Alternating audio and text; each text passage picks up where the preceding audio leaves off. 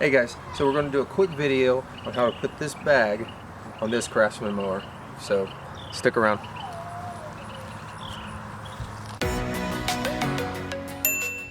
So I've got a lot of questions from my last video about this mower, how to exactly put the bagger on. So we're going to show you really quick. It's really easy.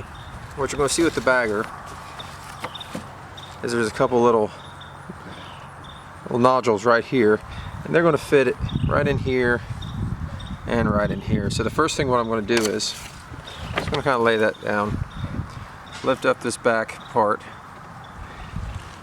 kind of set the bag right in here. Then I'm just going to try to maneuver the bag up into that little part right there, and the same thing with the other side. After that, I just kind of set this back part over. You'll see that this little flap goes over top of the bag. Same thing is going to happen on this side, and that is it. You've got it done. So how to take it off: here, pop that off, and then you can remove your bag. One more time, lift up,